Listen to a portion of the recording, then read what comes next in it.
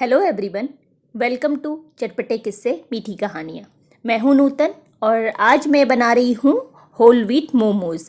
ये मोमोज़ खाने में भी बहुत टेस्टी होते हैं और हेल्दी भी हैं साथ में। तो चलिए शुरू करते हैं आज का अपना चटपटा किस्सा।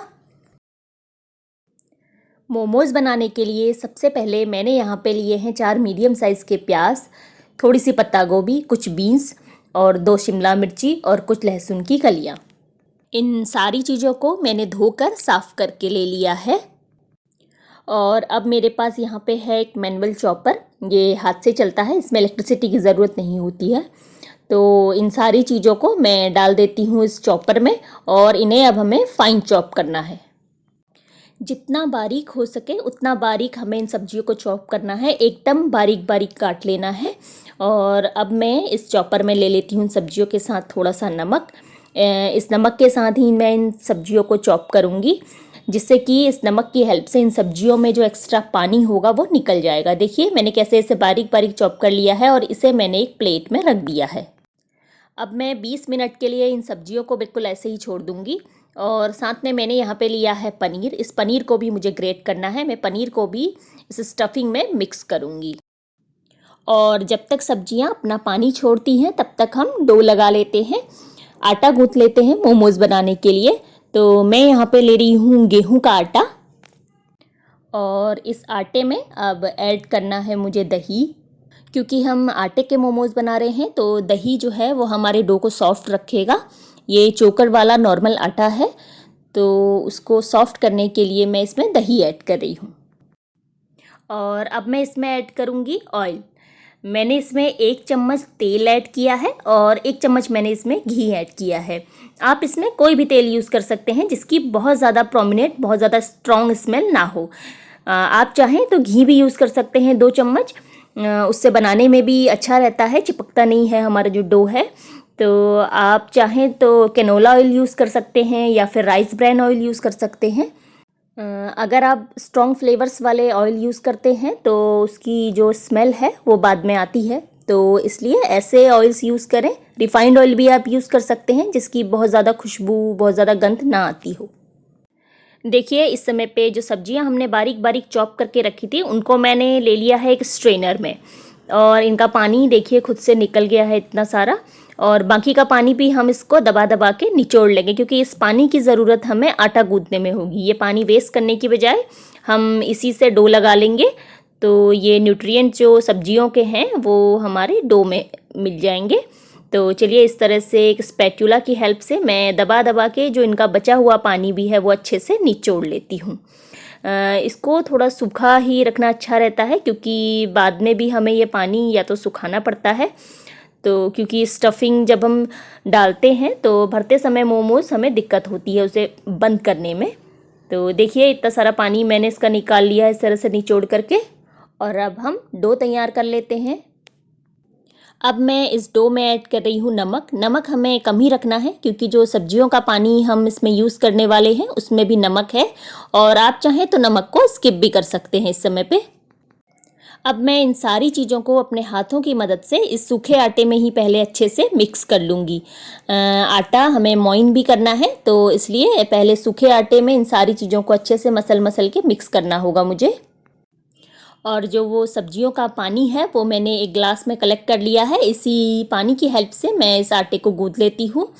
आटे को बहुत ज़्यादा सख्त नहीं बनाना है और ना ही बहुत ज़्यादा गीला बनाना है, बट थोड़ा टाइट साइड में ही रखना है। बहुत ज़्यादा लूज़ होने से हम उसको बेल नहीं पाएंगे, वो बार बार नीचे चिपकेगा, क्योंकि मैदा जो होता है वो उतना ज़्यादा चिपकता नहीं है और गेहूं का आटे का चिपकने का डर रहता है और वो बेलने में थोड़ा सा प्रॉब्लम करेगा। तो इसलिए थोड़ा सा सख्त साइड ही रखेंगे। और देखिए मैंने इस तरह से एक टाइट और फर्म डो बना के तैयार कर लिया है। अब मैं इसको करीब 20 मिनट के लिए ढक के रख दूंगी सेट होने के लिए, और तब तक हम कर लेते हैं अपनी आगे की तैयारी। और अब मैंने गैस स्टोव पे ले लिया है एक पैन।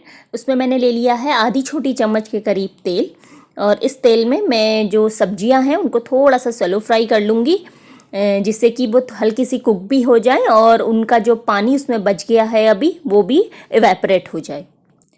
सब्जियों को शैलो फ्राई करने से सब्जियां थोड़ी श्रिंक हो जाती हैं और जो मोमोज़ हैं वो फिल करने में इजी हो जाते हैं। फिलिंग थोड़ा इजी हो जाता है। अदरवाइज़ शेल को क्लोज़ करने में थोड़ा सा प्रॉब्लम होता है अगर सब्जियों में पानी रह जाए या फिर सब्जियां ज़्यादा श्रिंक ना हुई हों। आप चाहें तो इसे स्किप भी कर सकते हैं। देखिए इस समय पे सब्जियों का पानी जो है वो सूख चुका है, सब्जियां पहले से श्रिंक हो चुकी हैं। मैंने चलाते हुए करीब 8 से 10 मिनट तक मीडियम फ्लेम पे इन सब्जियों को कुक कर लिया है। बहुत ज़्यादा अच्छे से ये कुक नहीं हुई है अभी, हाफ कुक्ड है।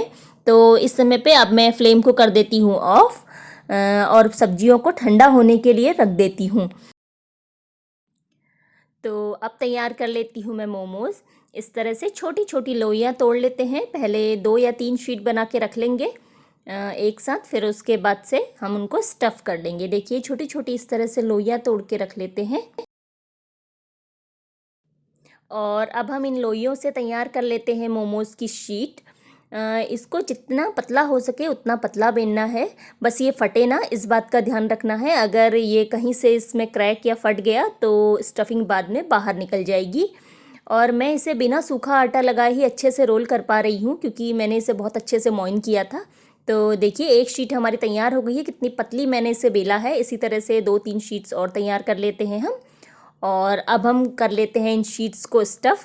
इस तरह से अपने हथेलियों पे इस शीट्स को लेना है और थोड़ी सी स्टफिंग, आप एक मेज़रमेंट ले लीजिए। मैंने करीब 1.25 चम्मच इसमें स्टफिंग डाली है। और मैं जो मोमोज़ बना रही हूँ वो बड़े साइज़ के बनाऊँगी क्योंकि बनाने में बहुत टाइम लगता है और घर पे जब हम बनाते हैं तो हम बड़े साइज़ के बना सकते हैं।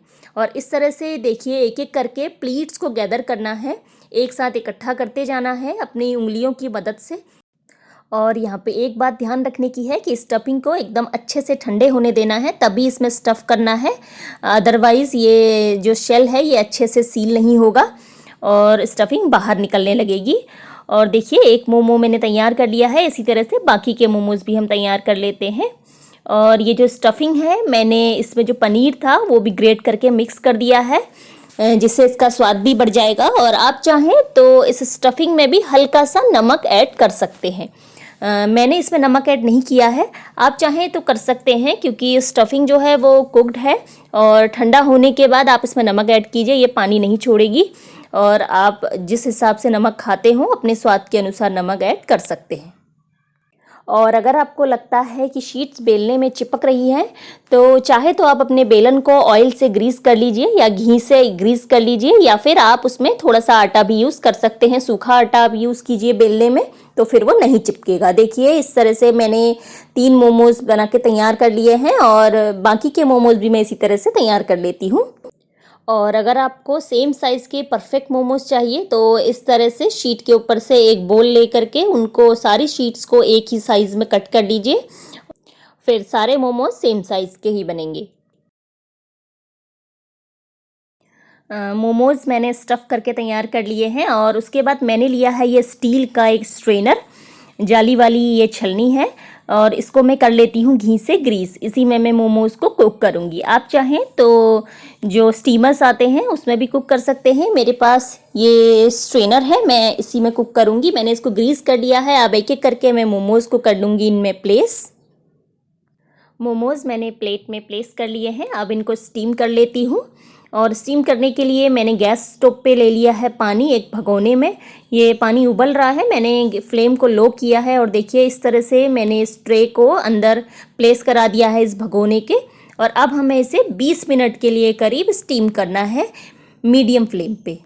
यहाँ पे ध्यान रखने की बात यह है कि अगर आपके पास स्टीमर नहीं है तो आप पानी के ऊपर एक स्टैंड रख करके मोमोज़ की ट्रे को प्लेस कर दीजिए। डायरेक्ट पानी में उसे नहीं रख सकते हैं।